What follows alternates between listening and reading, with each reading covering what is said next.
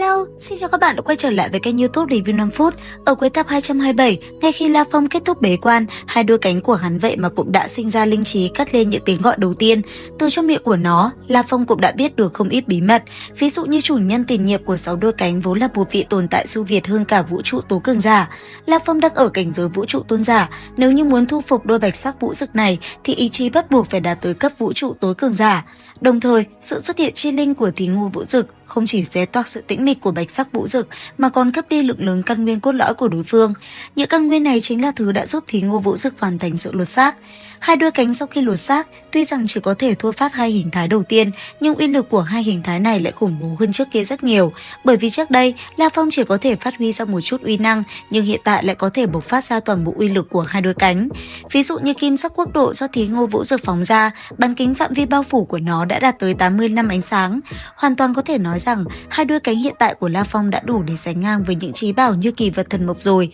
Sau đó, La Phong lại tu luyện trọn vẹn khoảng thời gian 1200 năm, ý chí của hắn cũng đã đạt tới đỉnh cao của vũ trụ chi chủ. Chỉ có điều, hắn của hiện tại vẫn như cũ, không cách nào thu phục được bạch sắc vũ dực. Để mau chóng vài dụ ý chí của chính mình, La Phong liền dự định rời khỏi nơi này, tìm đến ba đại tuyệt địa để lịch luyện. Thế nhưng, ngay lúc La Phong thi triển ra kim sắc quốc độ, chuẩn bị rời đi, hắn lại phát hiện ra một thông đạo hang động ở xung quanh. La Phong cho rằng bên trong có khả năng chứa đựng bảo tàng ghê gớm gì đó, thế là liền chui vào tinh thần tháp, xông vào tận cùng của hang động. Nhưng điều không ngờ tới chính là, sau khi thuận lợi đến được đích, La Phong lại bị hút trực tiếp vào trong một không gian hạt cát. Tại nơi đó, hắn đã bắt gặp hai món đồ vô cùng chân quý. Món thứ nhất chính là tín vật vũ trụ chu trong ba đại tuyệt địa. Nghe nói người sở hữu vật này có thể có thêm một số đặc quyền bên trong vũ trụ chu. Hơn nữa, người nắm giữ còn có một không gian chuyên môn để tu luyện. Phải biết rằng, vũ trụ chu với tư cách là một trong ba đại tuyệt địa của vũ trụ hải, nơi đó sở hữu sự nguy hiểm vô tận cùng bảo tàng vô tận.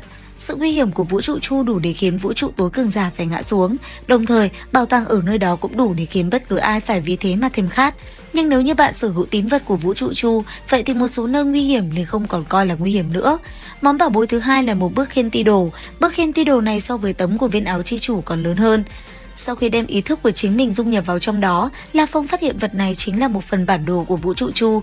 Lần thu hoạch này thật sự là làm cho La Phong hưng phấn tột đỉnh. Tuy nhiên, lúc La Phong chuẩn bị thu lấy tín vật vũ trụ chu đi, hắn lại ở trên vách tường của nơi này phát hiện ra hình bóng của hai người.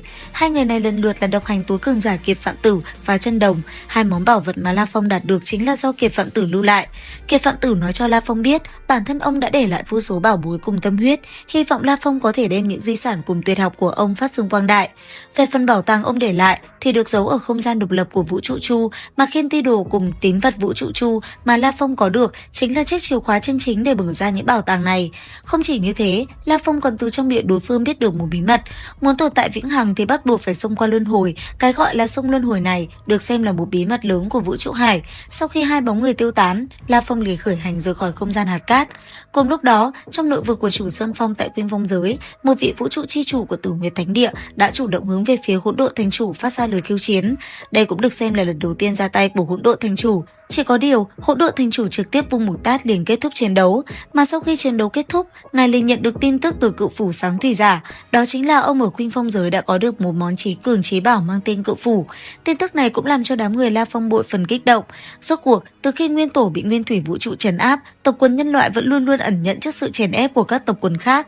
Nay cự phủ Sáng Thủy Giả đã có được một món trí cường trí bảo, vậy thì địa vị của tộc quần nhân loại tại Nguyên Thủy vũ trụ liền không thể lay chuyển rồi.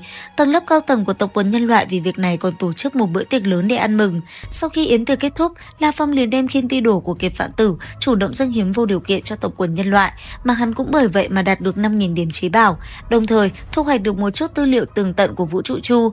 Mục đích của việc này chính là để chuẩn bị thật tốt cho việc tiến quân vào vũ trụ chu, cho nên tiếp theo La Phong liền sẽ đi đến vũ trụ chu, đồng thời lấy sức của một mình độc chiếm 3 vị vũ trụ chi chủ cường hãn.